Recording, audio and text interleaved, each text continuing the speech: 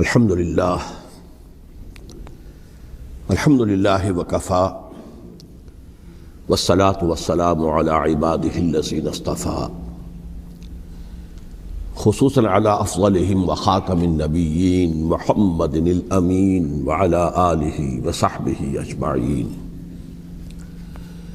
اما بعد فقد قال اللہ تبارک وتعالی کما ورد فی سورۃ البقرہ: اعوذ باللہ من الشیطان الرجیم بسم اللہ الرحمن الرحیم ولا تقولوا لمن يقتل في سبيل الله اموات بل احیاء ولكن لا تشعرون. وقال عز وجل كما ورد في سورة آل عمران: ولا تحسبن الذين قتلوا في سبيل الله امواتا بل احیاء عند ربهم يرزقون. وقال جل وعلا كما ورد في سورة القصص: تلك الدار الآخرة نجعلها للذين لا يريدون علوا في الأرض ولا فسادا والعاقبة للمتقين. صدق الله العظيم. رب اشرح لي صدري ويسر لي أمري واحلل عقدة من لساني يفقهوا قولي. اللهم ربنا الہمنا رشدنا واعذنا من شرور انفسنا. اللهم ارنا الحق حقا وارزقنا اتباعه وارنا الباطل باطلا وارزقنا اجتنابه. آمین یا رب العالمین. آپ کے علم میں ہے کہ آج ماہ محرم الحرام کی 15 تاریخ ہے. گویا کہ ابھی یوم عاشوراء کو گزرے ہوئے بمشکل 5 دن ہوئے ہیں. میں نے آج سے کوئی 11 دن قبل کراچی ہی میں فاران کلب کے زیر اہتمام ایک خاصے بڑے اجتماع سے خطاب کرتے ہوئے قرآن مجید کا فلسفہ شہادت بیان کیا تھا. اگرچہ میرا مین مضمون تھا قرآن مجید کا فلسفہ شہادت، تاہم اس کے ساتھ ہی میں نے، چونکہ یہ عام طور پر بھی شہادتوں کا زمانہ شمار ہوتا ہے، ذی الحج میں حضرت عثمان رضی اللہ تعالیٰ عنہ شہید کیے گئے، یکم محرم الحرام کو حضرت عمر رضی اللہ تعالیٰ عنہ کی وفات ہوئی ہے، اگرچہ وہ زخمی ہو گئے تھے 28 ذی الحج کو. پھر یہ سانحہ کربلا پیش آیا ہے 10 محرم کو. تو یہ دن ہوتا ہے ایسا کہ جس میں انہی موضوعات پر تقاریر ہوتی ہیں. تو میں نے فلسفہ شہادت کے ساتھ ساتھ ایک ضمیمے کے طور پر خلفائے ثلاثہ کی شہادت اور سانحہ کربلا کا تاریخی پس منظر بھی بیان کیا، لیکن وہ میرا اصل موضوع نہیں تھا. اصل وقت صرف ہوا تھا قرآن کا فلسفہ شہادت. اور دوسرے یہ کہ ان تاریخی پس منظر کے بیان میں بھی ظاہر بات ہے کہ سانحہ کربلا تک پہنچتے پہنچتے وقت بھی ختم ہو رہا تھا اور میری ہمت بھی اب جواب دے رہی تھی، اس لیے اس کا ذکر بہت ہی اجمال کے ساتھ ہوا تھا. اس کے اگلے ہی روز ٹیلی ویژن کے زیر اہتمام ایک مذاکرہ ہوا، اور وہ مذاکرہ جو ہے وہ پھر ٹیلی کاسٹ کیا گیا ہے عین یوم عاشوراء کو، 10 محرم الحرام کی شب. اس کے ضمن میں ایک تو وعدہ خلافی کی جو اس پروگرام کے کمپیئر ہے انیق احمد صاحب، انہوں نے، اور میں نے اسی وقت پروگرام کے خاتمے پر ان سے یہ شکایت کر دی تھی کہ انہوں نے مجھے جو عنوان بتایا تھا وہ تھا قرآن کا فلسفہ شہادت. تو ظاہر بات ہے کہ ذہناً میں اسی کے لیے تیار ہو کر گیا تھا، لیکن وہاں انہوں نے جب شروع کی محفل تو وہاں پر انہوں نے عنوان بیان کیا امام حسین علیہ السلام کی شہادت. اب یہ اگرچہ یقیناً ان میں باہمی تعلق تو ہے، لیکن یہ کہ بہت کافی فرق ہے کہ ایک آپ فلسفہ شہادت سے چل کر اور شہادت حضرت حسین رضی اللہ تعالیٰ عنہ تک پہنچے، اور ایک یہ ہے کہ اصل موضوع ہوئی ہے. بہرحال جو بھی اس وقت، تو اب ظاہر بات ہے کہ کوئی اور شکل نہیں تھی، جو بھی گفتگو ہوئی اس میں میں نے پورا حصہ لیا.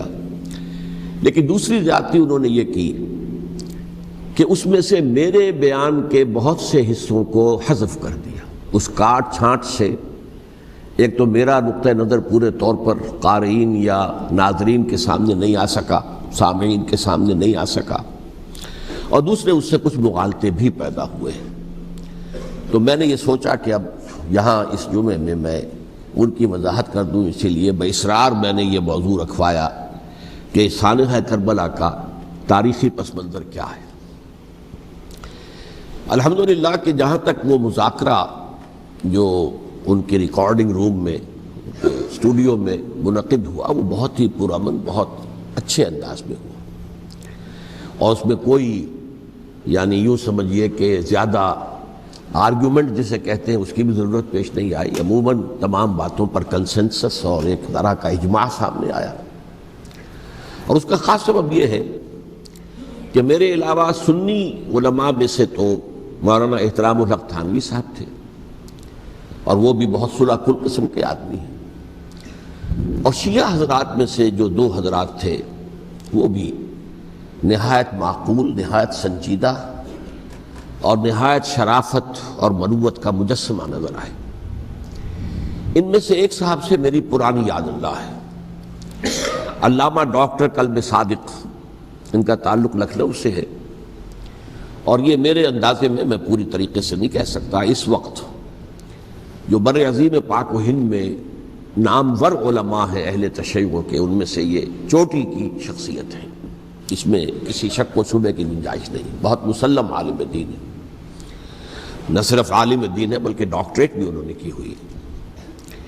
دوسری بات یہ کہ یہ بھی لکھنؤ کے رہنے والے تھے، اور مولانا سید ابو الحسن علی ندوی رحمۃ اللہ علیہ وہ بھی لکھنؤ کے، رائے بریلی کے رہنے والے تھے جو 40-45 میل دور ہے، لیکن ان کا اصل مرکز تو آپ کو معلوم ہے دارالعلوم ندوۃ العلماء لکھنؤ، تو ان کے ساتھ ان کے بڑے ہی برادرانہ تعلقات رہے، ایک دوسرے سے بڑی محبت، اور مولانا علی میاں رحمۃ اللہ علیہ بھی ان کے اجتماعات میں جا کر شریک ہوتے رہے ہیں، اور انہوں نے ایک فقرہ بھی نقل کیا مولانا علی میاں رحمۃ اللہ علیہ کا کہ آج ہمیں کوفے اور دمشق کی طرف دیکھنے کی ضرورت نہیں ہے بلکہ کربلا کی طرف دیکھنے کی ضرورت ہے۔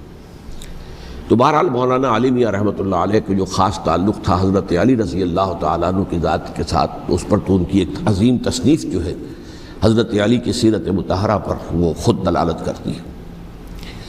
تو علامہ ڈاکٹر قلب صادق جو ہیں وہ ایک تو اہل تشیع کے چوٹی کے علماء میں سے ہیں، مولانا علی میاں کے ساتھ ان کے برادرانہ تعلقات، خود میرے ساتھ ان کا معاملہ یہ رہا۔ اس کی وجہ کیا ہے کہ یہ اتحاد بین المسلمین کے بہت بڑے داعی اور علم بردار ہیں۔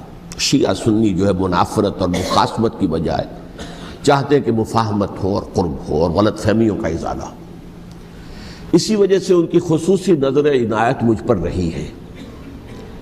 مجھے یہ تو پوری طرح یاد نہیں کہ کراچی میں بھی ان سے ملاقات ہوئی تھی یا نہیں، لیکن ایک مرتبہ لاہور تشریف لائے تھے اور وہاں مجھ سے ملاقات ہوئی، پھر ایک مرتبہ میں نیو یارک میں تھا اور اتفاقاً ان کا بھی وہیں پر قیام تھا یا تشریف آوری ہو گئی تھی، تو وہاں بھی بڑی مفصل ملاقات کے لیے وہ تشریف لائے تھے۔ پھر میرا جو ایک کتاب کہہ لیں درمیانی شے ہے، شیعہ سنی مفاہمت کی ضرورت اور اہمیت، اس کے یہ باقاعدہ مبلغ رہے ہیں، اس کے بہت سے نسخے انہوں نے منگوا کر اپنے طور پر یہاں محرم الحرام کی جو ان کی مجالس ہوتی ہیں، اس مرتبہ بھی اسی کے لیے تشریف لائے ہوئے تھے، تو اس کے اندر انہوں نے اس کا تعارف کرایا، اس کی تعریف کی، اور اس کے بہت سے نسخے جو ہیں وہ فروخت کروائے۔ تو یہ میں نے اصل میں آپ کے سامنے ایک پس منظر رکھ دیا ہے اس شخصیت کا کہ جو اس میں میجر ریپرزنٹیٹیو تھے اہل تشیع کی طرف سے۔ انہوں نے ایک نقطہ جو بیان کیا، واقعہ یہ ہے کہ میرا ذہن بھی ادھر منتقل نہیں ہوا تھا اس سے پہلے، انہوں نے فرمایا کہ یہ اللہ کے راستے میں شہید ہو جانے والے کو جو اللہ کے راستے میں قتل ہو جائیں، سورہ بقرہ میں تو فرمایا انہیں مردہ مت کہو، وَلَا تَقُولُوا لِمَنْ يُقْتَلُ فِي سَبِيلِ اللَّهِ أَمْوَاتٌ بَلْ أَحْيَاءٌ وَلَٰكِن لَا تَشْعُرُونَ، وہ تو زندہ ہیں لیکن تمہیں ان کا شعور نہیں۔ لیکن سورہ آل عمران کے اندر جو آیت آئی ہے وَلَا تَحْسَبَنَّ الَّذِينَ قُتِلُوا فِي سَبِيلِ اللَّهِ أَمْوَاتًا بَلْ أَحْيَاءٌ عِندَ رَبِّهِمْ يُرْزَقُونَ، ہرگز مت سمجھنا ان کو جو اللہ کی راہ میں قتل ہو جائیں کہ وہ مردہ ہیں، وہ زندہ ہیں، اپنے رب کے پاس سے رزق پا رہے ہیں۔ تو انہوں نے کہا کہ اللہ تعالیٰ کی راہ میں قتل ہو جانے والوں کو مقتول کہنا ہی نہیں، سمجھنا بھی غلط ہے۔ دل سے بھی بات جو ہے وہ یہ نہیں ہونی چاہیے کہ وہ مردہ ہے، بلکہ وہ زندہ ہے، اس شد و مد کے ساتھ وَلَا تَحْسَبَنَّ، ہرگز نہ سمجھنا ان کو جو اللہ کی راہ میں قتل ہو جائیں کہ وہ مردہ ہے، وہ تو زندہ ہے، اپنے رب کے پاس سے رزق پا رہے ہیں۔ اس در میرا ذہن نہیں گیا تھا، میں اس کو تسلیم کر رہا ہوں۔ دوسرے جو شیعہ عالم دین تھے، مجھے ان کا پورا نام مستحضر نہیں ہے، نقوی صاحب، وہ بھی ڈاکٹر بھی ہیں اور عالم دین ہیں، وہ بھی تھے، اور وہ بھی بہت ہی یوں سمجھیے کہ یعنی دلیل کو تسلیم کرنے والے اور بہت ہی معقول انداز میں گفتگو کرنے والے تھے۔ بہرحال جب وہ مذاکرہ شروع ہوا تو سب سے پہلے ڈاکٹر کلب صادق صاحب کو دعوت دی گئی کہ وہ اظہار خیال کریں۔ انہوں نے انہی 2 آیتوں کے حوالے سے جو ابھی میں نے بیان کی ہے، ایک نقطہ بھی بیان کیا، کچھ اور باتیں بھی بیان کی۔ اس کے بعد جب میری باری آئی تو میں نے کہا کہ مجھ سے کچھ اور سوال کیا گیا تھا، لیکن میں نے کہا کہ میں پہلے بات وہیں سے شروع کرنا چاہتا ہوں۔ سوال یہ کیا گیا تھا ڈاکٹر کلب صادق سے کہ قرآن کا فلسفہ شہادت کیا ہے؟ تو میں نے کہا جو سوال آپ نے ان سے کیا تھا، میں اس کے جواب سے اپنی بات شروع کرنا چاہتا ہوں کہ میرے نزدیک قرآن مجید میں اللہ کی راہ میں قتل ہونے کے لیے لفظ شہادت آیا ہی نہیں ہے۔ حدیث میں ضرور آیا ہے بصیغہ مجہول، فقد استشہدا، اس کی شہادت قبول کر لی گئی یا اس کو شہید بنا لیا گیا، اور اس معنی میں صرف ایک جگہ پر امکان ہے پورے قرآن میں، سورہ آل عمران کی ایک آیت میں، وَيَتَّخِذَ مِنْكُمْ شُهَدَاءَ، کہ وہاں اس کے معنی لیے جا سکے مقتول فی سبیل اللہ کے، باقی کہیں بھی نہیں۔ یہ تو اصل میں کار رسالت کے لیے ایک اصطلاح ہے۔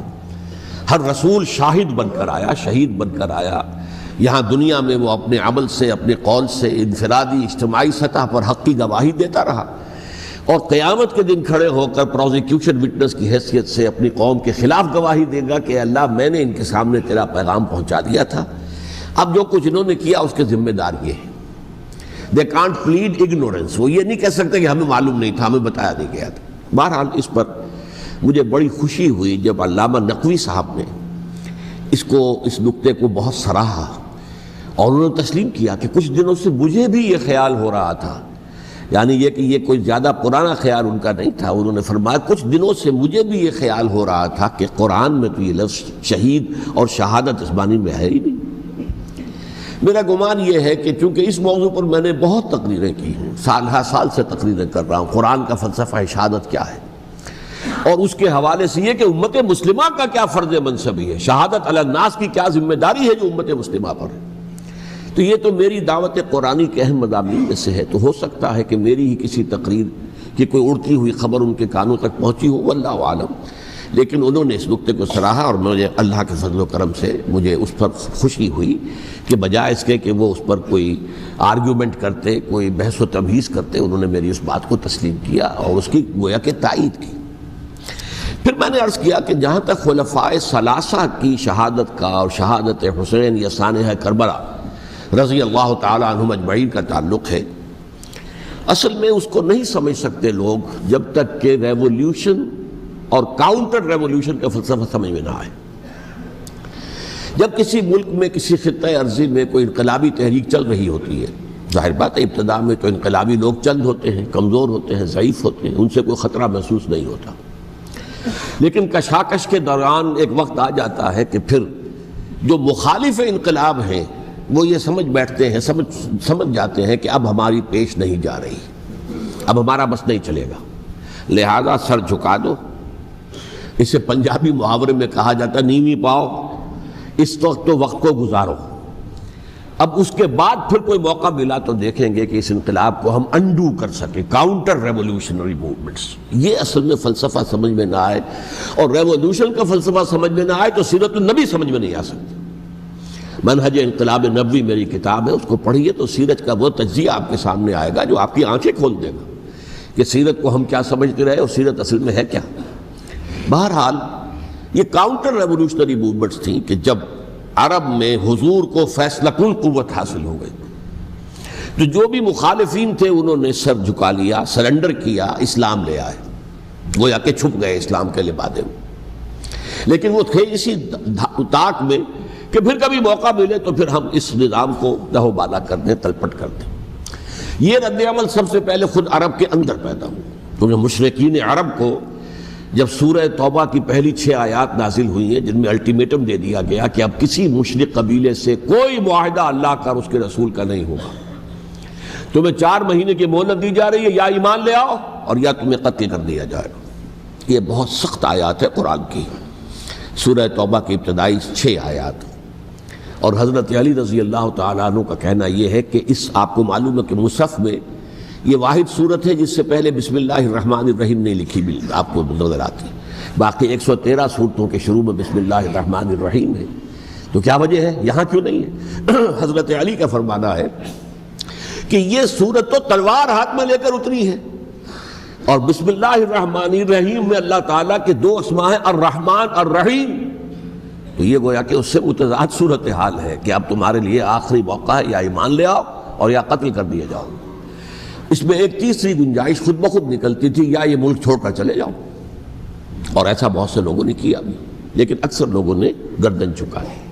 لیکن رد عمل ظاہر ہوا، ایک تو مرتدین کھڑے ہو گئے جنہوں نے نئی نبوتوں کو مان لیا، ایک مانعین زکوٰۃ کھڑے ہو گئے کہ ہم زکوٰۃ تمہیں نہیں دیں گے۔ یہ رد عمل تھا مشرک عرب کا، مشرکین عرب کا۔ اور حضرت ابو بکر رضی اللہ تعالیٰ عنہ کے دفتر فضائل کا یہ بڑا اہم باب ہے، ود این آئرن فسٹ، حالانکہ وہ بہت رقیق القلب، کمزور نحیف الجثہ انسان تھے، لیکن یہ کہ عظیمت کوہ ہمالیہ جو ہے ان کے اندر ظاہر ہوئی ہے، ود این آئرن فسٹ انہوں نے ان ساری جو رد عمل کی جو تحریکیں تھیں انہیں کچل کر رکھ دیا، اور پھر پورے عرب کو گویا کہ اثر نو اس میں اسلام کے نظام کو کنسولیڈیٹ کر کے حضرت عمر کے حوالے کر دیا رضی اللہ تعالیٰ عنہ۔ حضرت عمر کے زمانے میں جو جنگیں ہوئیں اس میں سلطنت روما جو ہے، جو اس وقت کی 2 سپر پاورز تھیں، سلطنت روما قیصر روم، ہرقلیس ہرقل تھا اس وقت کا جو رومی جو قیصر روم تھا، حکمران تھا، شہنشاہ تھا، اور دوسری طرف ایرانی مملکت تھی، خسرو پرویز تھا۔ لیکن یہ کہ عیسائیت کے ساتھ اسلام کا اس طرح کا تصادم نہیں ہوا تھا حضور کے زمانے میں، بلکہ نجاشی رحمۃ اللہ علیہ نے تو مسلمانوں کو پناہ دی تھی۔ مقوقس پیٹریارک جو تھے اس کے الیگزینڈریا کے، انہوں نے حضور کے جو نامہ مبارک گیا تھا اس کا بہت اکرام کیا، تکریم کی، تحفے بھیجے حضور کی خدمت میں۔ ہرقل نے بھی کوشش کی تھی کسی طریقے سے، جیسے کوئی 250 برس پہلے یا 300 برس پہلے، 300 برس پہلے جیسے کانسٹنٹائن جو ایمپرر تھا روم کا، اس نے عیسائیت قبول کی تھی اور ساری سلطنت عیسائی ہو گئی تھی، لہذا اس کی سلطنت باقی رہی، اس کی حکومت باقی رہی۔ اسی طرح ہم سب مسلمان ہو جائیں، لیکن اس میں وہ ناکام ہو گیا۔ لیکن یہ کہ کوئی اس نے کنفرنٹیشن نہیں کی حضور سے۔ البتہ ایران کا معاملہ یہ تھا کہ اس کے پرخچے اڑ گئے، اس نے حضور کے نامہ مبارک کو چاک کیا تھا، حضور نے فرمایا جب اطلاع ملی کہ اس نے اپنی سلطنت کو چاک کر دیا ہے، اس کے ٹکڑے کر دیے۔ بہرحال وہاں رد عمل شدید تھا، اور ایرانی جان لیجئے کہ ان کے اندر بہت سٹرونگ نیشنلزم ہے، آج بھی ہے سٹرونگ نیشنلزم، لہذا ان کے ہاں رد عمل شدید تھا۔ ان کی تو سلطنت ختم ہو گئی، نسیہ منسیہ ہو گئی، وجود ہی نہیں رہا۔ لہذا وہاں سے جو کاؤنٹر ریولوشن شروع ہوا ہے وہ پھر ہرمزان جو ایک بہت بڑا جرنیل تھا، اس نے بڑی عیاری کے ساتھ اپنی جان بچائی تھی۔ یہ بڑا دلچسپ واقعہ ہے کہ وہ یعنی کنڈیمڈ تھا اسلامی حکومت کی طرف سے، خلافت کی طرف سے، کہ وہ جہاں بھی پایا جائے اس کو قتل کرنا ہے۔ حضرت عمر کی عدالت میں لا کے پیش کیا گیا، حضرت عمر نے کہا یہ واجب القتل ہے، قتل کر دو اس کو۔ اس نے کہا اچھا مجھے ذرا پانی پلا دیجیے۔ حضرت عمر نے فرمایا ٹھیک ہے بھائی، پانی لاؤ، پانی دے دو۔ پانی کا کٹورا کہ مجھے پہلے ضمانت دیجیے کہ جب تک میں یہ پانی نہ پی لوں مجھے قتل نہیں کیا جائے گا۔ ہاں ہمارا وعدہ ہے۔ اس نے وہ کٹورا پھینک دیا پانی کا، کرو مجھے قتل کیسے کرو گے، میں نے وہ پانی تو نہیں پیا۔ اس سے اپنے آپ کو بچایا اس نے۔ بہرحال آپ اختلاف کر سکتے ہیں کہ حضرت عمر کو اس عذر کو قبول نہیں کرنا چاہیے تھا، لیکن بہرحال ان کی اپنی مروت اور شرافت تھی کہ اپنے وعدے کا پاس کیا۔ اس کی سازش سے ابو لولو فیروز اس نے حضرت عمر کو شہید کیا۔ یہ گویا کہ دوسری کاؤنٹر ریولوشنری موومنٹ تھی۔ انہوں نے یہ سمجھا تھا کہ یہ ساری چکی جو چل رہی ہے، جیسے چکی کی ایک کلی ہوتی ہے، وہ کلی جگہ سے ہٹ جائے تو چکی کیسے چلے گی؟ یہی بات حضرت علی نے فرمائی تھی حضرت عمر سے رضی اللہ تعالی عنہما جب شام کے محاذ پر کچھ پسپائی سی ہو رہی تھی تو حضرت عمر نے ارادہ کیا میں خود جاؤں گا محاذ پر اور کمانڈ کروں گا۔ حضرت علی رضی اللہ تعالیٰ عنہ نے فرمایا کہ نہیں امیر المومنین آپ مت جائیں، چکی اسی وقت تک چلتی ہے جب تک کہ کلی گڑی ہوئی، آپ کلی ہیں اس وقت اس نظام کی جس کے گرد یہ اسلام کی چکی گھوم رہی، آپ مت جائیں۔ لہذا حضرت عمر نے ان کی بات مانی، اس قدر صائب مشورہ تھا جو دیا تھا۔ بہرحال انہوں نے یہ سمجھا تھا کہ عمر ہی کے بل پر چل رہا ہے یہ سب کچھ، لہذا عمر کو بیچ سے ہٹا دینے سب بیٹھ جائے گا۔ لیکن ظاہر بات ہے کہ محمد الرسول اللہ کی بنائی ہوئی عمارت صلی اللہ علیہ وسلم اتنی کمزور نہیں تھی۔ اس کے بعد حضرت عمر کے انتقال کے بعد حضرت عثمان کا انتخاب ہوا، اور حضرت عثمان کے بھی 10 سال پہلے جو ہے وہ بالکل حضرت عمر کی جو دور خلافت ہے اس کے بالکل مشابہ ہے، مماثلی۔ ہمارے ذہنوں میں یہ تصور بٹھا دیا گیا ہے کہ سارے 12 سال شاید فتنہ ہی فتنہ رہا، فساد ہی فساد رہا، دنگا رہا، لڑائی رہی۔ نہیں، 10 سال پورا امن، اور جس طریقے سے فتوحات کا سیلاب حضرت عمر کے زمانے میں جا رہا تھا اسی طریقے سے حضرت عثمان کے 10 سالوں کے دوران گیا۔ یہ آخری 2 سالوں میں ایک فتنہ اٹھا ہے، یہ فتنہ کیا ہے اس کو سمجھ لیجیے۔ مذاہب کی جو 3 سے کنفرنٹیشن ہوئی تھی، ایک تو یہ کہ مملکتوں میں سے مملکت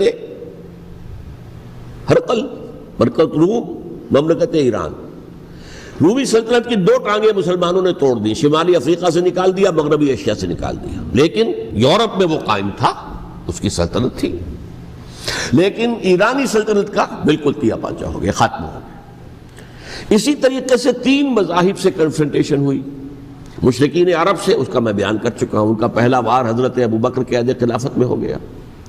دوسرے جو عیسائیوں کا معاملہ تھا ان سے بھی کوئی تصادم نہیں ہوا حضور کے حیات طیبہ کے دوران، لیکن جو یہودیت بطور مذہب، اس کو ظاہر بات ہے کہ اسلام نے اس کو ختم کیا تھا کم سے کم جزیرہ نما عرب سے۔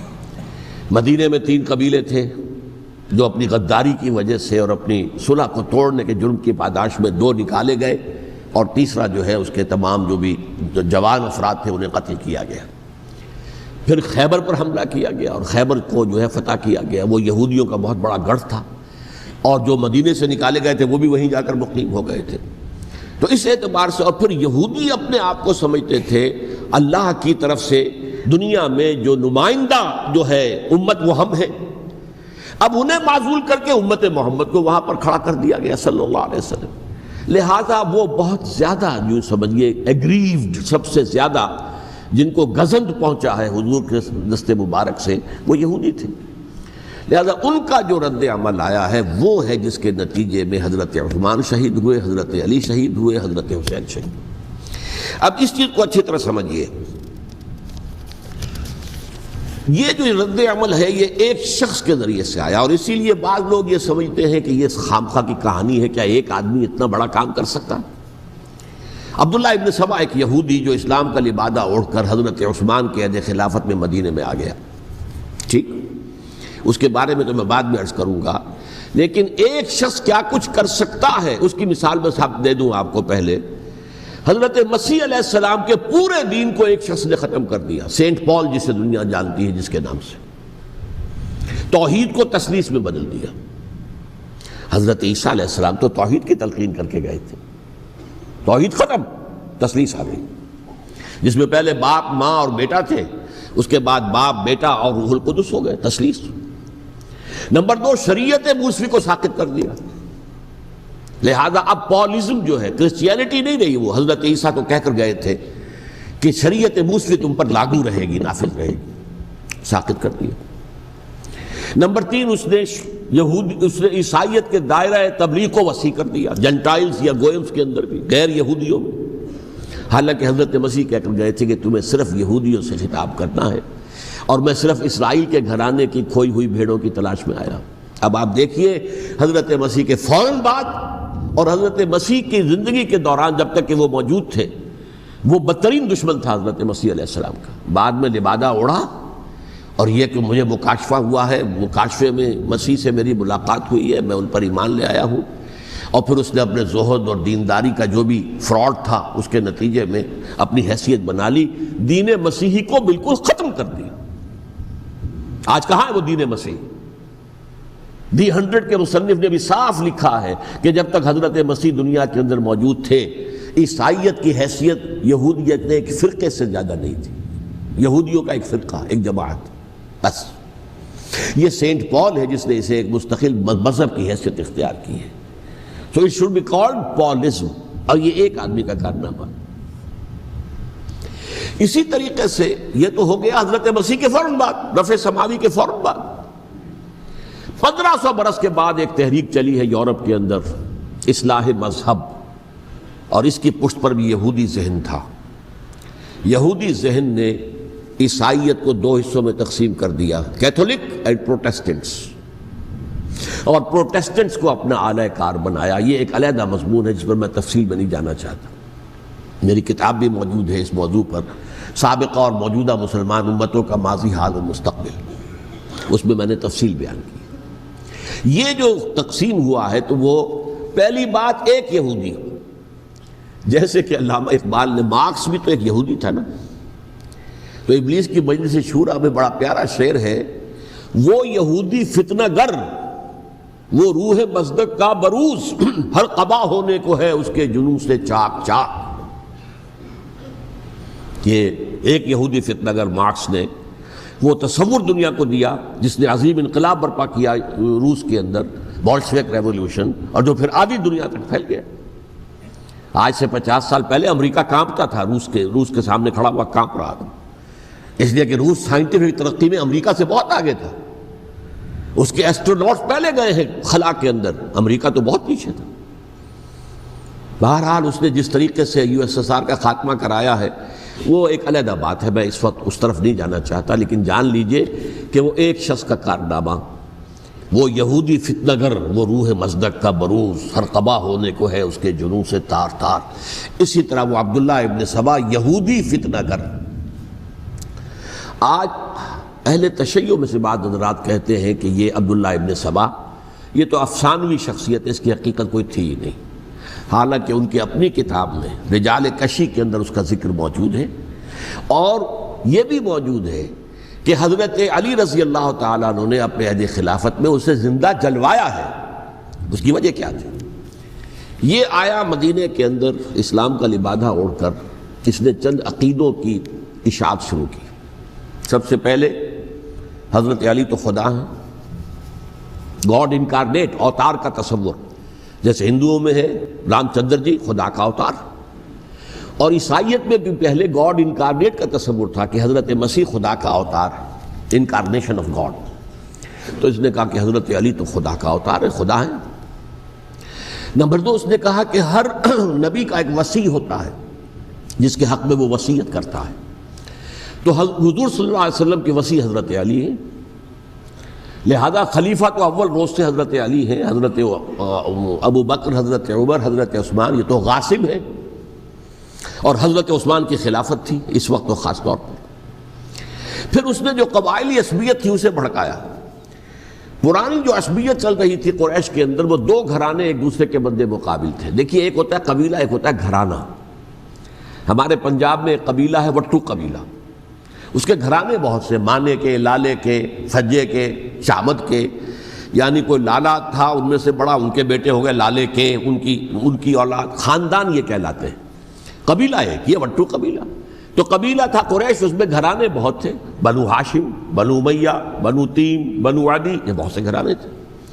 تو چوٹی کے 2 گھرانے جو تھے وہ بنو ہاشم اور بنو امیہ، ان کے درمیان چپقلش تھی، مقابلہ، مسابقت، اور یہ مسابقت فی الخیر بھی ہوتی تھی۔ اگر انہوں نے غریبوں کو کھانے کھلائے ہیں تو ہم ان سے بڑھ کر کھلائیں گے، اگر وہ حاجیوں کی خدمت کرتے ہیں تو ہم ان سے بڑھ کر کریں گے۔ تو ان کے اندر یہ مسابقت خیر بھی تھی، لیکن چپقلش تھی کہ کوئی ہم سے آگے نہ نکل جائے، وہ سمجھتا تھا وہ آگے نہ نکل جائے۔ اس شخص نے اس پرانی عصبیت کو تازہ کیا کہ حضور تو بنو ہاشم میں سے تھے، لہذا خلافت حق ہے بنو ہاشم کا، یہ غاصب ہیں۔ اس سے پہلے 2 خلفاء جو تھے وہ نہ بنو ہاشم سے تھے نہ بنو امیہ سے تھے۔ حضرت ابو بکر بنو تیم میں سے تھے، چھوٹا قبیلہ تھا۔ حضرت عمر بنی عدی میں سے تھے، وہ بھی چھوٹا قبیلہ تھا۔ یہ حضرت عثمان پہلے خلیفہ جو بنو امیہ میں سے تھے، جن کی پرانی چپقلش بنو ہاشم سے تھی۔ اب اس کو موقع مل گیا کہ پرانی قبائلی عصبیت کو بھڑکائے۔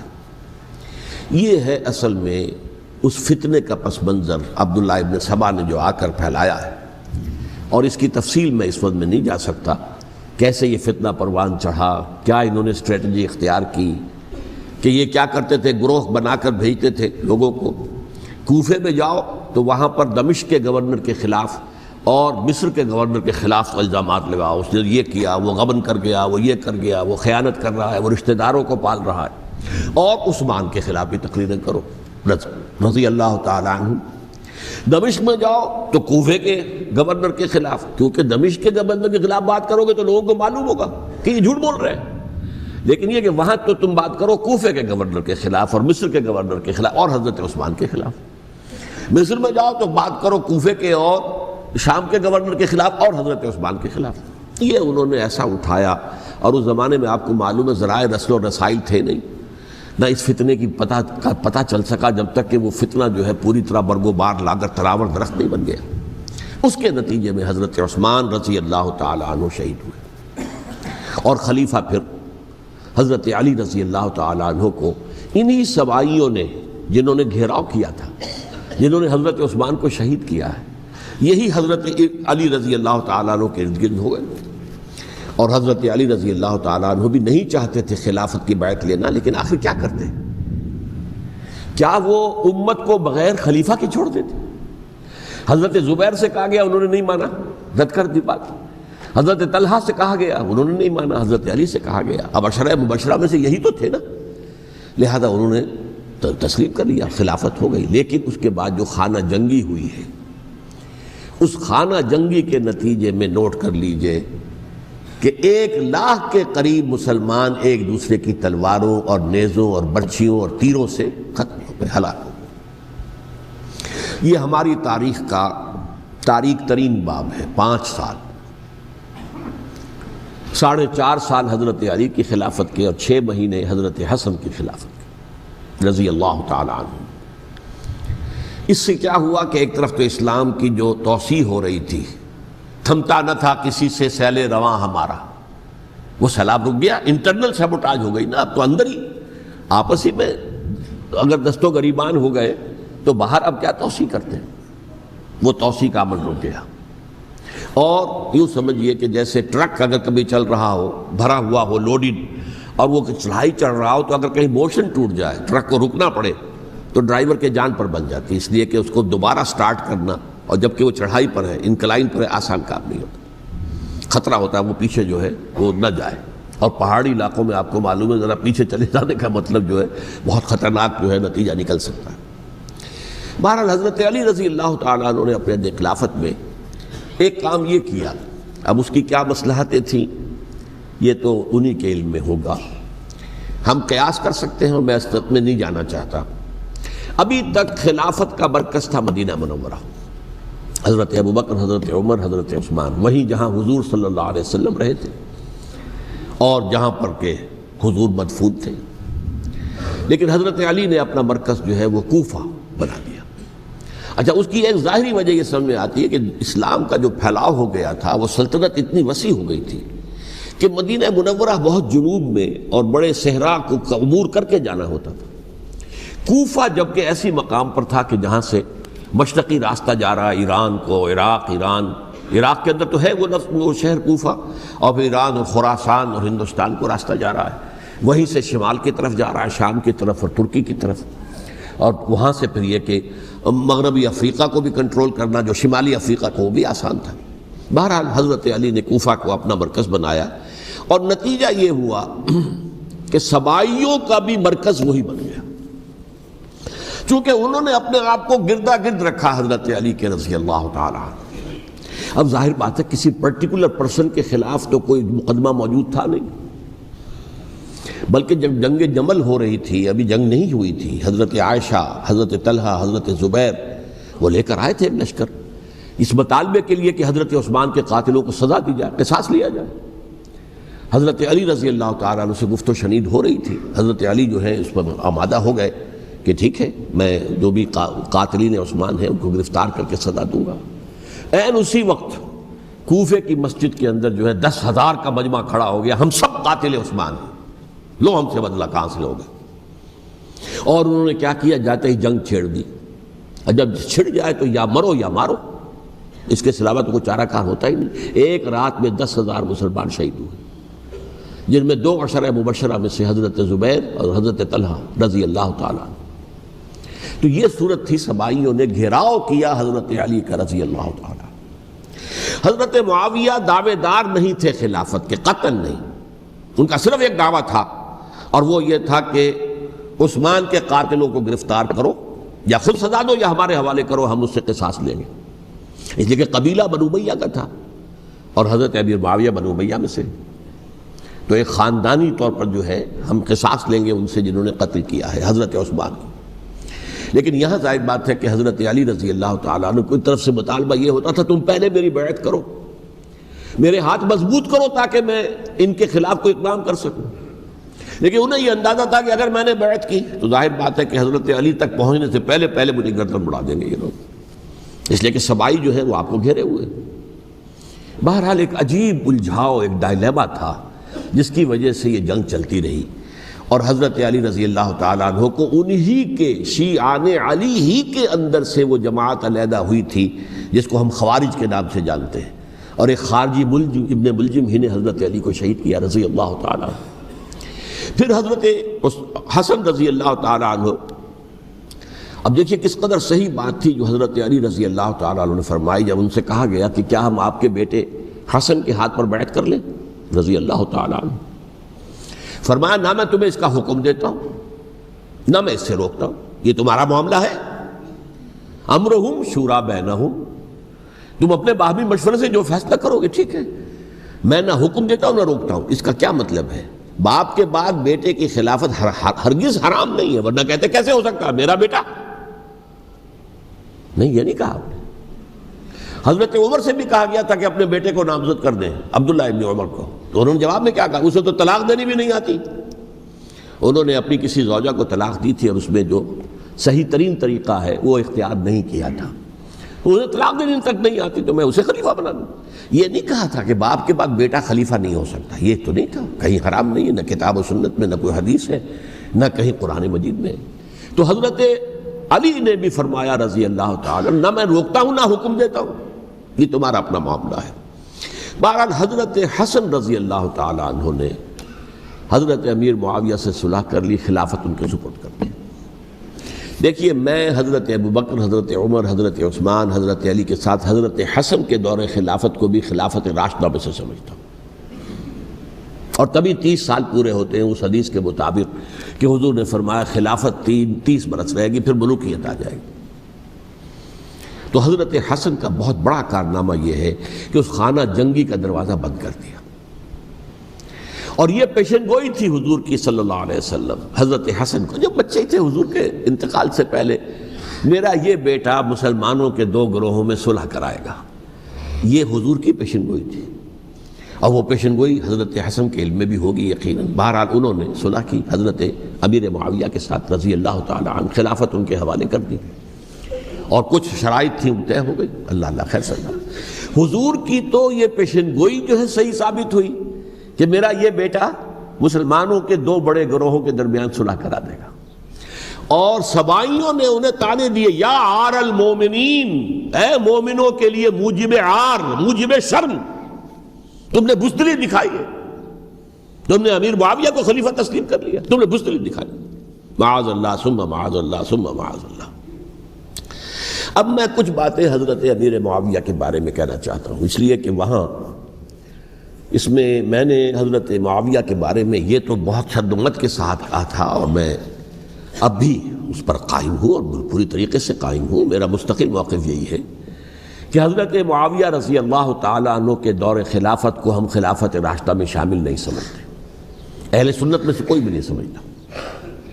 لیکن اس کے ساتھ میں نے حضرت امیر معاویہ کے کچھ مناقب بھی بیان کیے تھے تاکہ پلڑا جو ہے ترازو کا اس کے دونوں پلڑے سامنے آ جائیں. لیکن یہ کہ وہ حصہ میرے اس بیان کا نکال دیا گیا, ختم کر دیا گیا. یہ میں نہیں جانتا کہ اس میں کیا مصلحت دیکھی گئی ہے. اس میں تو کسی کے لیے کوئی معاملہ ایسا نہیں تھا, کسی کے جذبات کو جو ہے وہ ٹھیس پہنچانے والا. کیونکہ میں نے کہا وہ خلیفہ راشد نہیں تھے, صاف میں نے کہا, بلکہ وہ دور ملوکیت کا آغاز ان سے ہو گیا ہے۔ بلکہ جب ایک صاحب نے یہ کہا کہ کربلا کے بعد سے دور ملوکیت آ رہی تھی، تو میں نے کہا نہیں جناب، دور ملوکیت تو 20 سال پہلے پوری ہو چکی تھی، شروع ہو چکی تھی۔ حضرت امیر معاویہ کے بھی 20 سال جو ہے وہ دور ملوکیت میں شمار ہے۔ انہیں کسری العرب بھی کہا گیا، عرب کے کسریٰ، جو شہنشاہ ایران کا خطاب تھا، حضرت معاویہ رضی اللہ تعالیٰ عنہ کو کسری العرب کہا گیا، عرب کا کسریٰ یہ۔ لیکن دوسری طرف یہ ہے کہ وہ صحابی رسول ہے رضی اللہ تعالیٰ، حضور کے برادر نسبتی بھی ہیں، حضور کے سالے ہیں، ان کی ہمشیرہ ام حبیبہ حضور کی زوجہ محترمہ ہیں، ام المومنین ہیں ام حبیبہ رضی اللہ تعالیٰ عنہ۔ پھر کس قدر معتمد علیہ تھے حضور کے کہ کاتبان وحی میں شامل تھے، وحی کی کتابت کرنے والے چند لوگ تھے جنہیں کہ حضور کہتے تھے کہ اب یہ آیت لکھ لو، ان میں سے ایک امیر معاویہ بھی رضی اللہ تعالیٰ۔ تو بڑے توازن کی ضرورت ہے۔ دیکھیے صحابہ کرام کا جہاں تک تعلق ہے، اہل سنت کا موقف یہ ہے کہ صحابہ کلہم عدول، صحابہ سب کے سب نیک نیت ہیں، اور ان کی روایت جو ہے قبول کی جائے گی، رد نہیں کی جائے گی، ان پر کوئی جرح و تعدیل نہیں ہوگی، اس لیے کہ ان کا تزکیہ محمد الرسول اللہ صلی اللہ علیہ وسلم نے کیا تھا۔ لہٰذا یہ تو ہو سکتا ہے کہ کسی صحابی سے کوئی خطا ہو جائے، لیکن وہ خطا اجتہادی ہوگی، نیت کی خطا نہیں ہوگی، نیت کی غلطی نہیں ہوگی۔ اگر کسی صحابی کی نیت پر حملہ کیا جائے تو یہ اصل میں طعن ہے، حملہ ہے حضور پر کہ وہ تربیت دے ہی نہیں سکے اپنے ساتھیوں کو، معاذ اللہ ثم معاذ اللہ ثم معاذ اللہ، وہ تزکیہ کر ہی نہیں سکے۔ 3 جگہ جو قرآن میں آیا ہے یتلو علیہم آیاتہ ویزکیہم، تو کیا تزکیہ کیا؟ اگر ان کے قریب ترین ساتھی جو تھے، اگر ان کے اندر بھی بدنیتی تھی اور دنیا کی طلب تھی اور دنیا کے اندر اقتدار حاصل کرنے کا جذبہ تھا، تو پھر کیا تزکیہ کیا؟ معاذ اللہ ثم معاذ اللہ۔ لہذا صحابہ سب کے سب عدول ہیں، اور ان سے اختلاف ممکن ہے، لیکن ان کی نیت پر حملہ نہیں ہو سکتا۔ تو حضرت امیر معاویہ کی شخصیت ایک چیز ہے، آپ کا دور خلافت دوسری چیز ہے۔ شخصیت کے اعتبار سے صحابی رسول ہیں، برادر نسبتی ہیں حضور کے صلی اللہ علیہ وسلم، اور پھر یہ کہ اس قدر معتمد علیہ ہے صحابہ میں سے کہ وہ کاتبان وحی، یہ عام آدمی کے کرنے کا کام نہیں تھا جو وحی کی کتابت کرے، اللہ کے کلام کی۔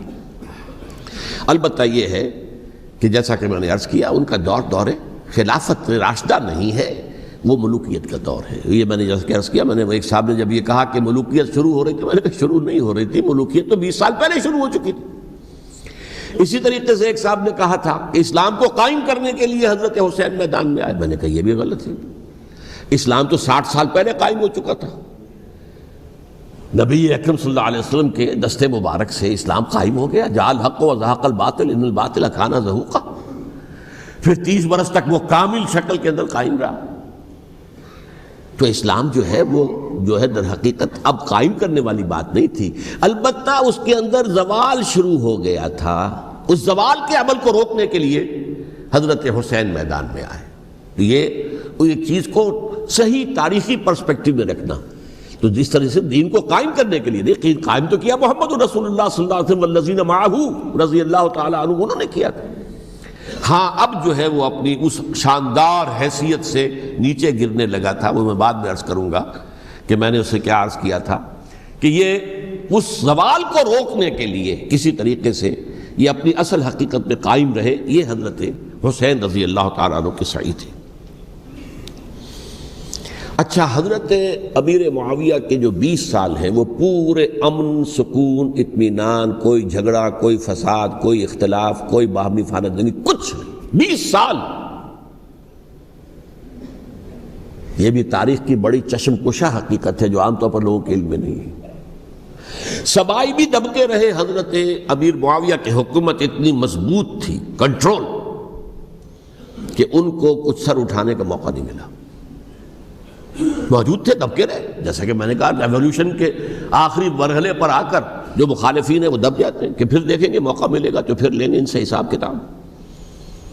20 سال رہے ہیں پورے امن کے، 10 سال کے بعد یعنی درمیان میں ہے حضرت امیر معاویہ کا عہد خلافت۔ ایک صحابی جو کہ بزرگ صحابہ میں سے ہیں، مغیرہ ابن شعبہ رضی اللہ تعالی عنہ، وہ آتے ہیں اور وہ کہتے ہیں کہ دیکھیے امیر المومنین، کتنی بڑی خانہ جنگی رہی تھی مسلمانوں کی آپس میں، اور اب بھی اگر آپ کسی کو نامزد کیے بغیر چھوڑ گئے امت کو تو پھر خانہ جنگی ہو جائے.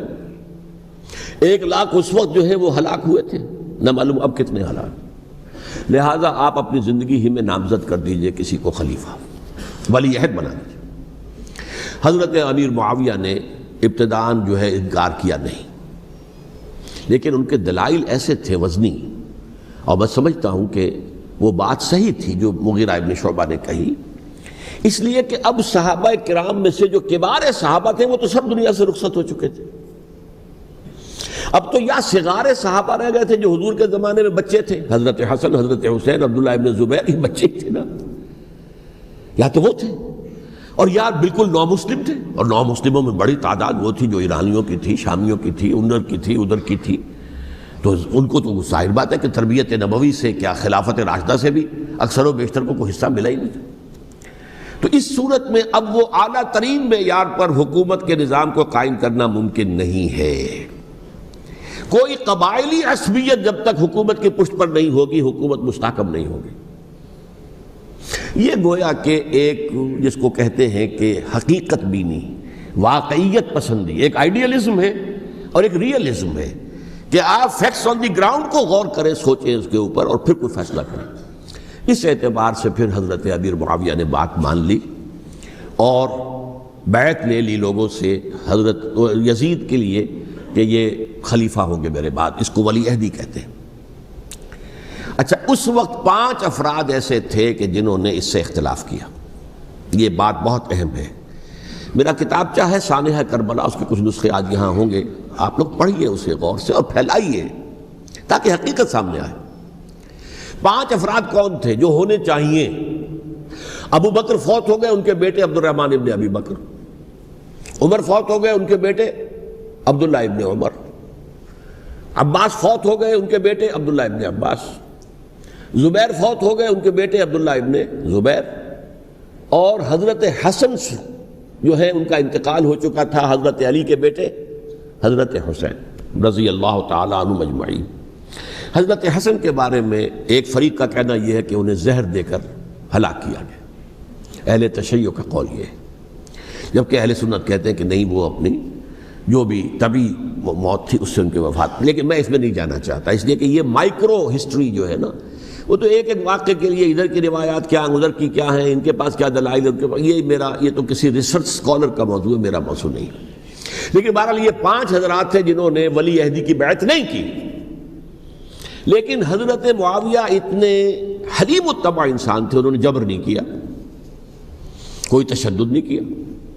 ٹھیک ہے، ولی عہدی کی بیعت نہیں کر رہے، کوئی بات نہیں، میری بیعت تو کی ہوئی ہے نا، ابھی تو میں زندہ ہوں، بات ختم ہو گئی. میری بیعت کو تو نہیں توڑا انہوں نے، فسخ بیعت نہیں کی. اس اعتبار سے انہوں نے نہ کوئی تشدد کیا، نہ جبر کیا، نہ کوئی مواخذہ کیا. لیکن جب امیر معاویہ کا انتقال ہو گیا، اب ولی عہدی کی بجائے وہ اب خلافت کی بیعت ہوئی. سب لوگوں نے بیعت کر لی. ان 5 میں سے ایک فوت ہو چکے تھے، حضرت عبد الرحمن ابن ابی بکر فوت ہو چکے رضی اللہ تعالی. 4 تھے، ان 4 میں ایک اختلاف ہوا. 2 کی رائے یہ تھی، عبداللہ ابن عمر، عبداللہ ابن عباس، کہ اگرچہ یہ کام غلط ہوا ہے، اسلام کی روح کے منافی ہوا ہے، یہ بادشاہت کی بنیاد پڑ رہی ہے، لیکن یہ بات ایسی نہیں ہے کہ اس کی بنا پر ہم خانہ جنگی شروع کروا دیں، امت کے اندر خون خرابہ کروائیں، فساد کروائیں. لہذا انہوں نے بیعت کر لی. اب کوئی اگر یہ کہے معاذ اللہ کہ وہ بک گئے تھے یزید کے ہاتھوں، معاذ اللہ ثم معاذ اللہ، وہی بات آپ اختلاف کر سکتے ہیں کہ انہیں نہیں کرنی چاہیے تھی، یہ کوئی رائے رکھے، مجھے اختلاف نہیں. لیکن ان کی نیت پر حملہ کریں گے تو حملہ محمد الرسول اللہ پر ہوگا صلی اللہ علیہ وسلم. عبداللہ ابن عمر کون ہیں؟ کتنی حدیثیں ان سے جو ہے وہ منقول ہیں. عبداللہ ابن عباس کون ہیں؟ جنہیں حضور نے جو ہے جن کے لیے دعا کی تھی، اے اللہ فقہہ فی الدین وعلمہ التاویل، اے اللہ اس نوجوان کو دین کا فہم عطا کر اور قرآن کی تعویل اور تفسیر کا علم عطا کر. حبر الامہ کہلاتے ہیں.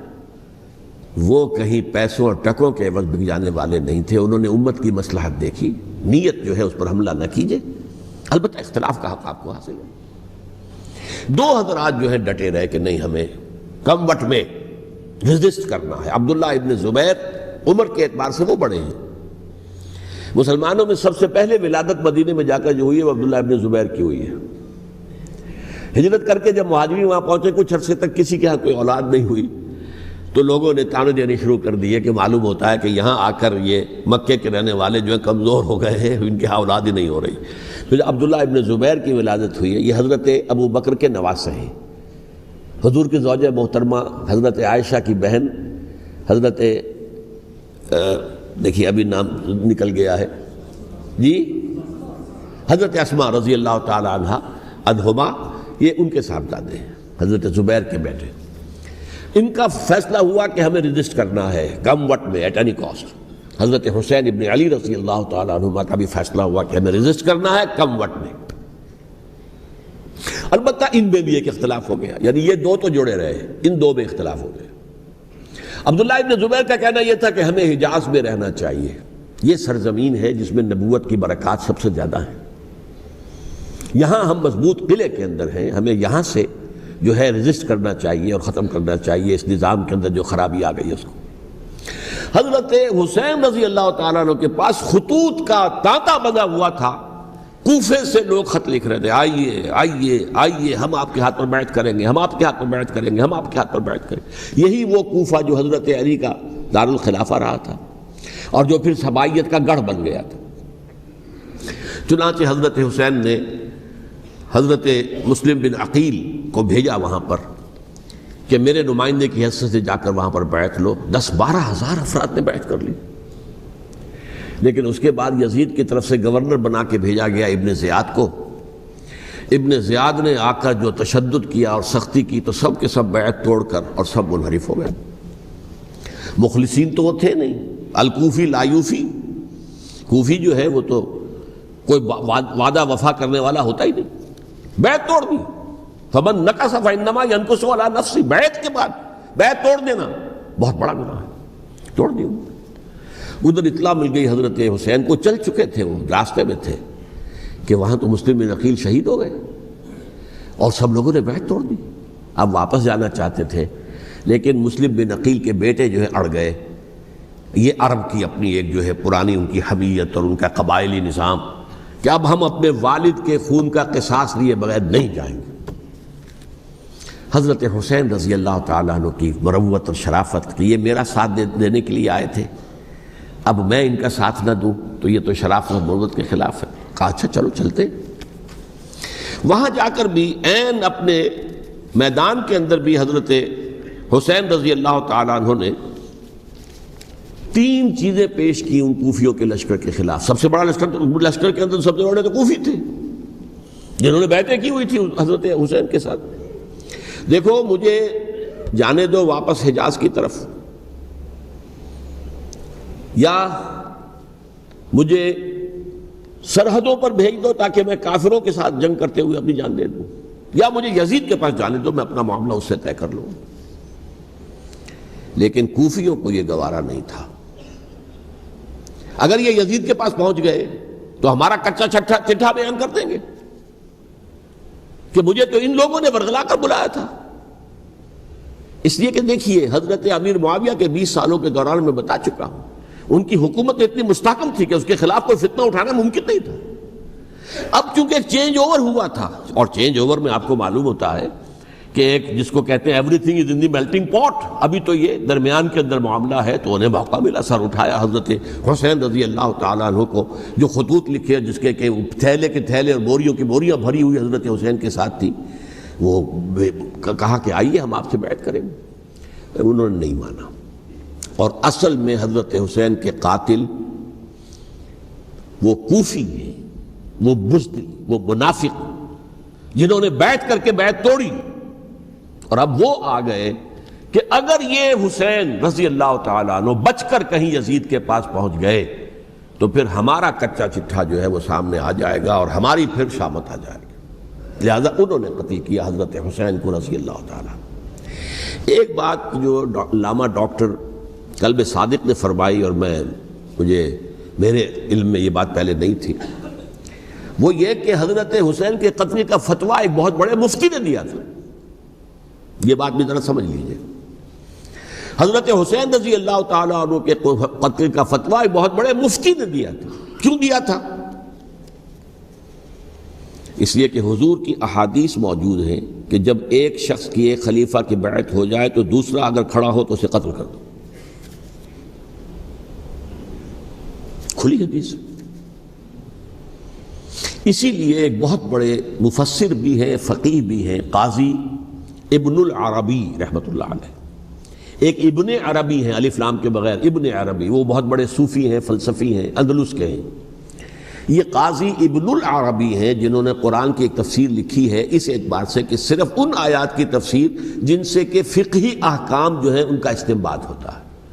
یہ دو تفسیریں اس طور سے لکھی گئی ہیں قرآن مجید کی. احکام القرآن ان کا نام ہے دونوں کا، جن میں سے ایک جو ہے قاضی ابن العربی کی ہے. ان کا ایک جملہ نقل ہوتا ہے، قتل الحسین بسیف جدہ، حسین قتل ہو گئے اپنے ہی نانا کی تلوار سے.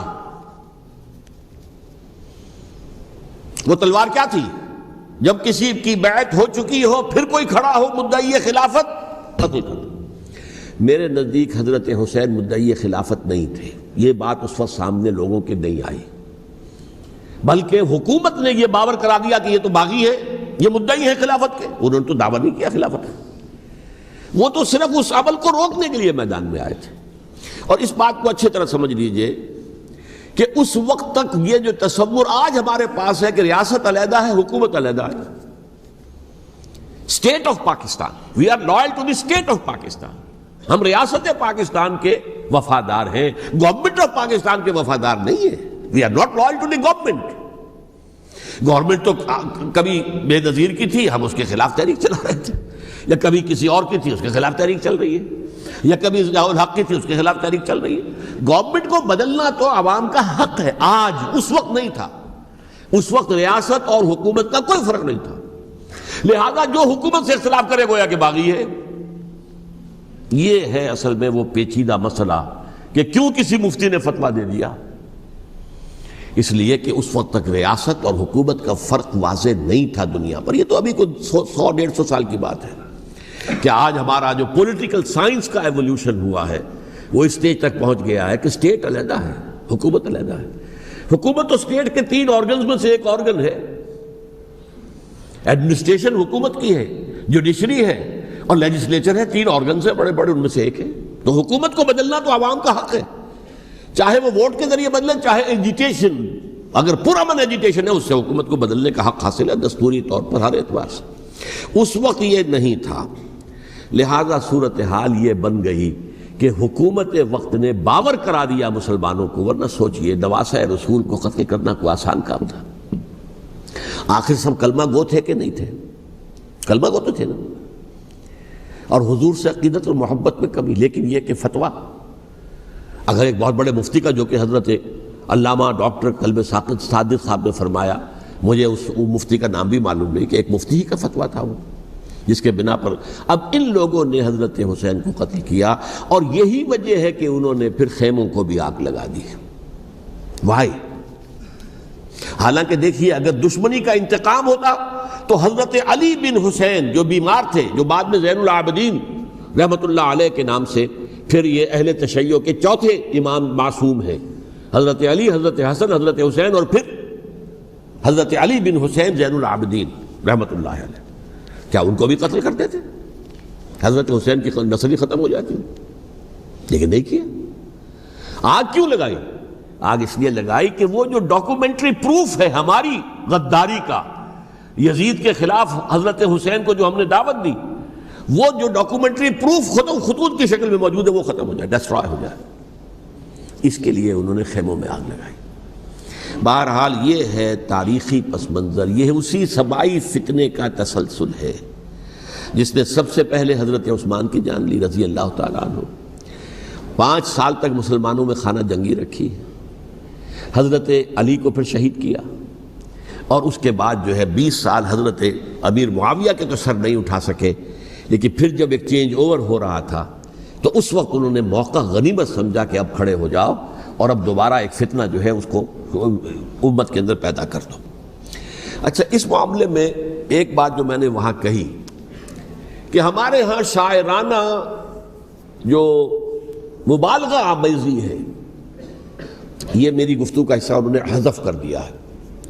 اور میں نے ایک سنی شاعر، بہت بڑے عالم، جن کے حوالے سے آج بھی میری تقریر ہوگی خالق دینہ ہال میں، مولانا محمد علی جوہر کے ایک شعر کے حوالے سے کہا کہ قتل حسین اصل میں مرگ یزید ہے، اسلام زندہ ہوتا ہے ہر کربلا کے بعد.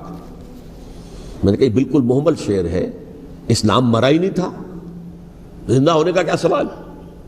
اور اگر کسی درجے میں مزمحل یا زخمی ہوا تھا تو وہ تو رہا، کربلا کے بعد بھی رہا، یزید کی حکومت بھی رہی، بنو امیہ کی حکومت بھی چلی، کوئی تبدیلی تو نہیں آئی. یہ کیا کہہ رہے ہیں؟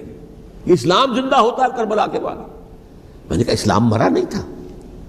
جیسے میں نے یہ کہا کہ ملوکیت جو ہے وہ اب شروع نہیں ہوئی، ملوکیت تو 20 برس پہلے شروع ہو چکی تھی حضرت امیر معاویہ کے. لیکن ظاہر بات ہے کہ حضرت حسن نے، حضرت حسین نے اس کو قبول کیا، اور حضرت حسین نے تو پھر 10 سال تک ولی عہدی جو تھی چاہے بیعت نہیں کی لیکن اس کے خلاف میدان میں آ کر چیلنج تو نہیں کیا. اس اعتبار سے یہ معاملہ جو ہے اسلام زندہ ہوتا ہے کربلا کے بعد، یہ بے تکی بات ہے. ہاں، حضرت شاہ اسماعیل شہید رحمۃ اللہ علیہ کی اگر میں تشبیہ کو، تمثیل کو سامنے رکھوں تو اسلام کی عمارت 6 منزلہ ہے، 6ٹھی منزل ٹاپ کی وہ گر گئی، 5 منزلیں انٹیکٹ تھیں، اسلام مرا نہیں تھا. عدالت میں شریعت کے مطابق فیصلے ہو رہے تھے، قاضی تھے، مفتی تھے، شریعت نافذ تھی، اسلام کہاں مرا تھا. جبکہ خود کہہ رہے ہیں علامہ کلب صادق کے ایک مفتی کے فتوے سے حضرت حسین کو قتل کیا گیا. اب وہ مفتی کی رائے، اس کی بدنیتی ہو، جو بھی ہو، وہ جانے، اللہ جانے. لیکن عام مسلمان کیا کریں؟ اس پہلو سے اسلام مرا نہیں تھا. ہاں، ایک منزل گر گئی تھی، وہ گری رہی، 1000 برس تک گری رہی، یہاں تک کہ آ کر مغربی امپیریلزم نے اس کے گرایا، ملوکیت کا معاملہ ختم کیا، اور وہ جبرین ملوکیت دوسری آ گئی. ورنہ وہی بادشاہی چلی ہے. بلکہ دور بنو امیہ میں وہ بادشاہی پوری طرح اس نے بالوں پر نہیں نکالے تھے، اصل بالوں پر تو اس نے نکالے ہیں دور بنو عباس میں آ کر. اور پھر سلاطین جو ہے ترک، جو ترک خلفاء ہیں، ان کا بھی بادشاہت تھی، اور کیا تھا، وہ خلافت تو نہیں تھی. تو یہ تو اسلام میں جو بھی نقص واقع ہو گیا تھا، کبھی واقع ہو گئی تھی، وہ جو کی تو برقرار رہی. اس کو بھی تسلیم کیا. میں اللہ کا شکر ادا کر کے کہتا ہوں کہ دونوں حضرات، دونوں شیعہ دانشور اور بڑی اعلیٰ سطح کے جو شیعہ عالم تھے، انہوں نے اس بات کو تسلیم کیا اور میری اس بات کو چیلنج نہیں کیا.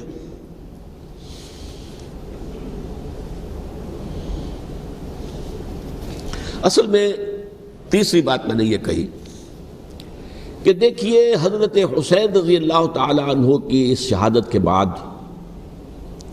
اس کے بعد واقعہ حرہ بھی ہوا، جو واقعہ کربلا سے بھی بعض اعتبارات سے زیادہ بھیانک اور زیادہ گھناؤنا واقعہ بنو امیہ کی تاریخ ہے، جس کو لوگ جانتے ہی نہیں.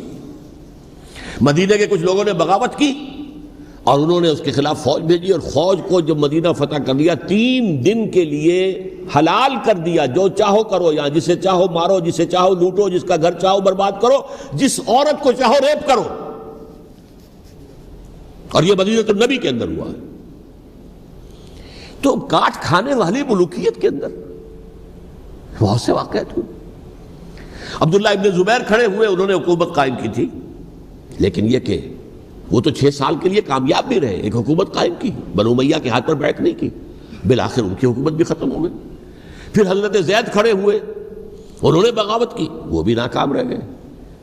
پھر بنو عباس میں کھڑے ہوئے حضرت نفس زکیہ، حضرت حسن رضی اللہ تعالیٰ عنہ کے اولاد میں سے، وہ بھی ناکام ہو گئے، شہید ہو گئے. پھر یہ سمجھ لیا گیا کہ اب یہ جہاں تک 6ٹھی منزل ہے وہ تو دوبارہ تعمیر نہیں ہو سکتی. یہ تو جس کی لاٹھی اس کی بھینس، جس کے پاس طاقت ہوگی اس کی حکومت ہوگی، جس کا قبیلہ زیادہ قوی ہوگا، جس قبیلے میں زیادہ عصبیت ہوگی، مضبوط ہوگا، متحد ہوگا، طاقتور ہوگا، اسی کی حکومت ہوگی. البتہ اس کے نیچے لوگوں کے اخلاق کی اصلاح کرو.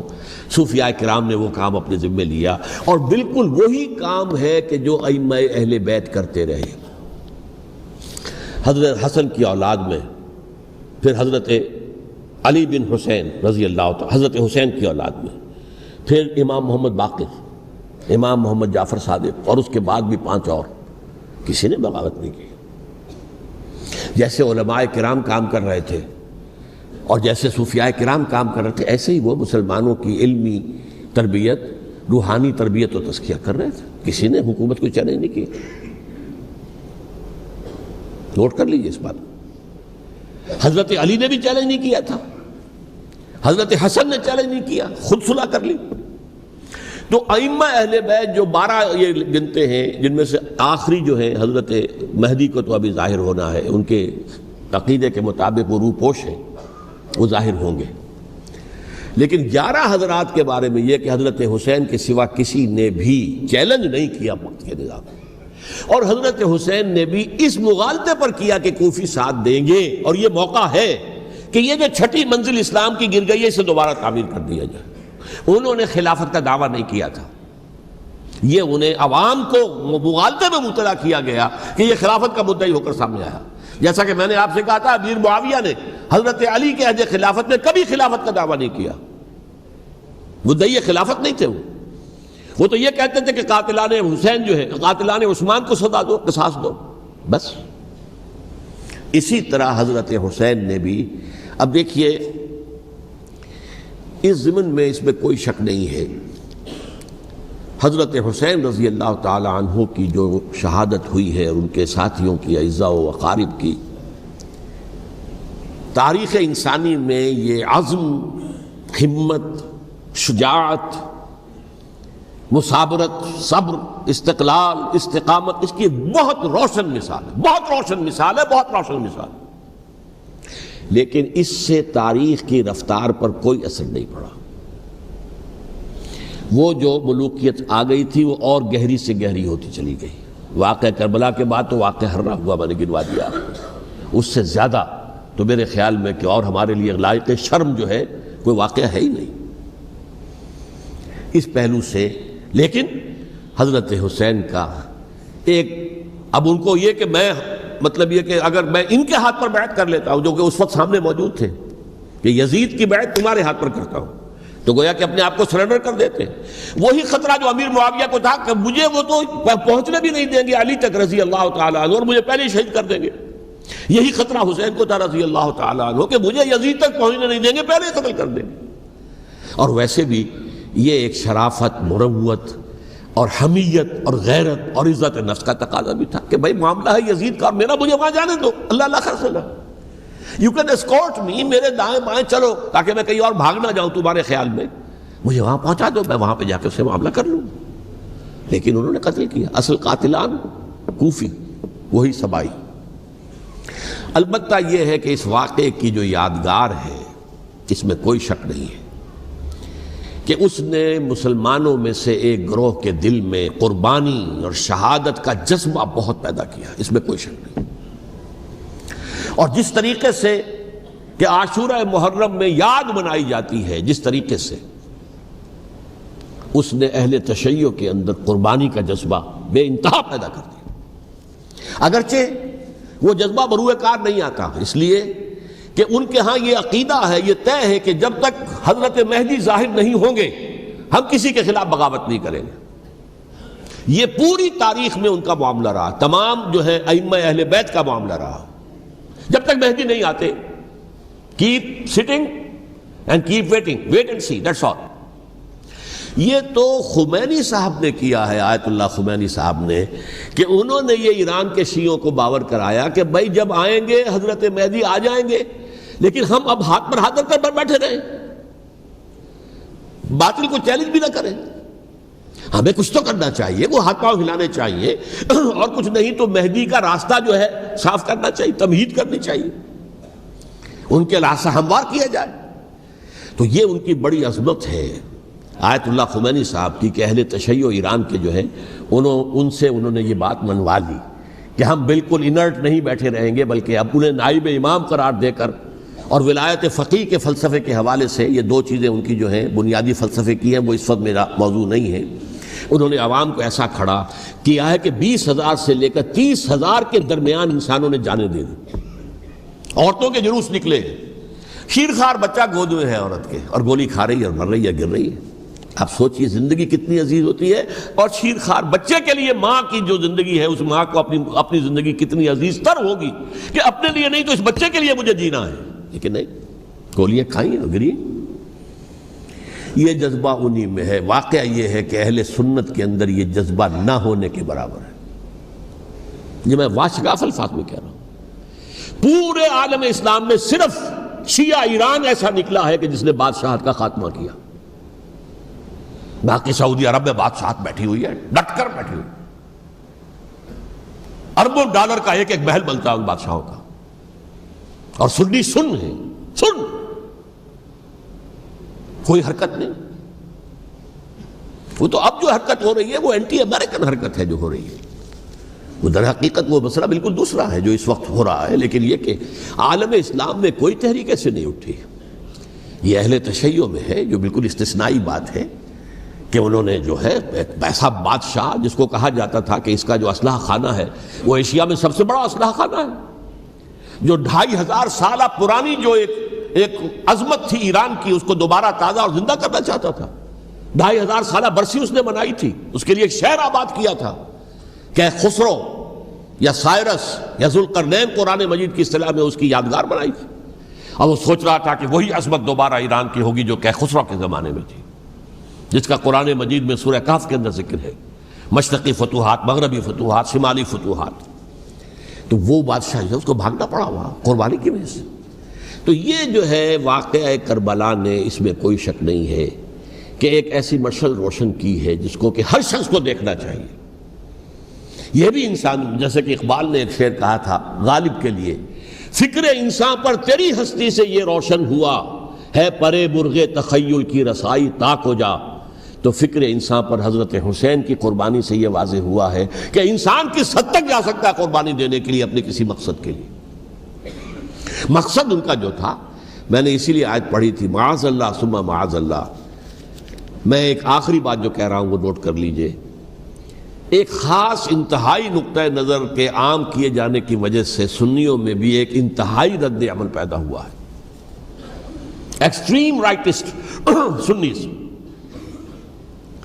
اگر ایک طرف سے حملہ کیا گیا ہے حضرت عثمان کی نیت پر، ان کو خیانت کا الزام لگایا گیا، ان پر اقربا پروری کا الزام لگایا گیا، حضرت ابو موسیٰ اشعری پر خیانت اور غداری کا الزام لگایا گیا، یہ ساری چیزیں اگر صحابہ کرام کے اوپر ہوئی ہیں، امیر معاویہ پر، امیر اور عمرو بن العاص پر، تو جواب میں کچھ لوگ کھڑے ہو گئے، حضرت علی وہ اقتدار کے طالب تھے، معاذ اللہ ثم معاذ اللہ ثم معاذ اللہ۔ یہ اہل سنت کا موقف نہیں ہے۔ حضرت حسین اقتدار کے طالب تھے، ہرگز نہیں، ہرگز نہیں، ہرگز۔ وہی اصول جو میں نے بتایا تھا سب کے لیے لاگو رہے گا، وہ امیر معاویہ کے لیے ہے تو حضرت علی کے لیے بھی ہے، حضرت حسین کے لیے بھی ہے۔ یہ نیک نیت ہے، آپ ان کی کسی رائے سے اختلاف کر سکتے ہیں لیکن ان کی نیت پر حملہ نہیں کریں گے۔ نیت پر حملہ کریں گے آپ کا ایمان بالرسالت جو ہے وہ مجروح ہو جاتا۔ یہ رسول کے ساتھ بھی ہے، رسول نے ان کا تزکیہ کیا، یتلو علیہم آیاتہ ویزکیہم، اس کا سارا عمل محمد کا کیا ہوا صلی اللہ علیہ وسلم۔ تو صحابی کے معاملے میں یہ ہمارے ہاں ان کو اہل سنت جو ہیں، جو معتدل مزاج کے، اور اکثریت ان کی، یہ تو چند لوگ ہیں، ذرا قلم چلا لیتے ہیں تو ان کی بہت سی کچھ چھوٹی چھوٹی کتابیں بھی شائع ہو گئی ہیں بہت، لیکن انہیں اہل سنت نے قرار دیا ناسبی یا خارجی۔ جیسے خوارج نے کہا تھا حضرت علی بھی کافر ہیں اور حضرت امیر معاویہ بھی کافر ہیں، حضرت عمرو بن العاص بھی کافر ہیں، معاذ اللہ ثم معاذ اللہ۔ ایسے ہی کچھ لوگ حضرت حسین پر بھی الزام لگاتے ہیں کہ اقتدار کی ہوس اور طلب کے اندر انہوں نے یہ سارا سفر کیا تھا، اور بس یہ ہے کہ وہ جو بازی تھی وہ ہار گئے، اللہ اللہ خیر صلی اللہ، اس سے آگے کیا ہے معاملہ؟ نہیں، معاذ اللہ ثم معاذ اللہ۔ اسی لیے میں نے آیت آج جو پڑھی تھی ایک اور جو بہت بظاہر آپ کو معلوم ہوئی ہوگی، غیر متعلق ہے میرے آج کے عنوان سے، تلک الدار الآخرۃ نجعلھا للذین لا یریدون علوا فی الارض ولا فسادا۔ یہ سورہ قصص کے آخری آیات میں سے، دیکھو یہ آخرت کا گھر جو ہے وہ ہم خاص کر دیں گے ان لوگوں کے لیے جو اس زمین میں اپنے اقتدار کے طالب نہیں ہوتے۔ زمین میں اقتدار کے طالب ہوگے فساد ہو جائے گا، تم بھی طالب میں بھی طالب، جھگڑا ہوگا، لڑائی ہوگی، دنگا ہوگا، فساد ہوگا۔